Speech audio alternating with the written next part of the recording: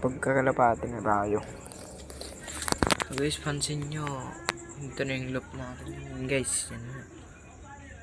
Hindi mo yung sa pantar guys. Sino paggawa na tayo ng ating bagong loop.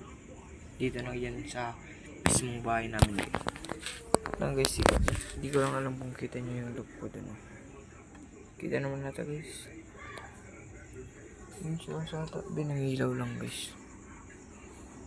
Siguro mong kita nyo guys. May ibart naman siya. So yun guys, mag-upload ulit tayo dito sa ating YouTube channel. So sana supportan nyo pa rin ako guys. Ayan. So pakita ko pala yung mga ibon ko. Guys, so gabi na guys. 9:24 na yun guys. Diyan guys, ay natin ito. Guys,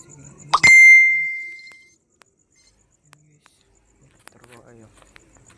Guys, tractor. Guys, mga ibon. Tingnan guys ang breeder ko guys. Guys, masipag kasi madilim. Aligi ito guys yung isa natin.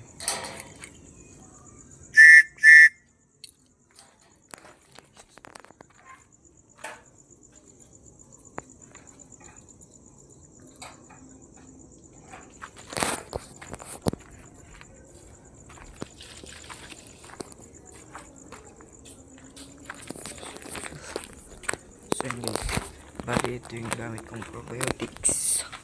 Ang malakas ang boss niya, probiotics. Talaga naman, boss niya. Shout out. Tsaka ito guys, yung dating T-box na gamit natin guys. Sira na. Kaya yan, ito yung una nating T-box. Ito yung binili natin bago. So yun guys.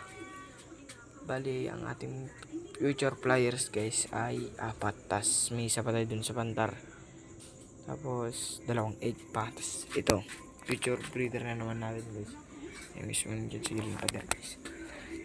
So sana guys patuloy niyo pa rin ako sa pagpapahal dito sa YouTube channel ko.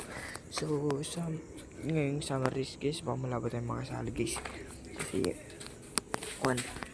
yung mga pliers kapag ganun guys, kasi pre January, February, March, April, May, June, March, April, May. Ay, sa May pala yung yung karera. Bali 4 months lang yun guys. So sobrang bata pa ng mga ibon ko. So lugi talaga guys. Kaya kung gusto niya rin tumiba yung mga ibon nyo guys, gamitin mo lang boss niya o probiotics. Yan talaga naman, boss niya o. So yun guys, sana tuloy niyo pa rin ako sa kwarta guys.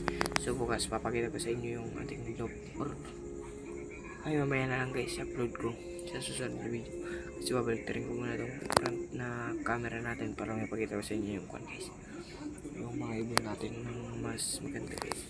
So bali kung gusto nyo palang tumibay talaga yung ibon nyo, boss nyo probiotics, so ubos na ito guys. Tsaka yung tibak sa likod natin, yan solid yan guys, tibay, matagal. So yun lang guys, bye bye.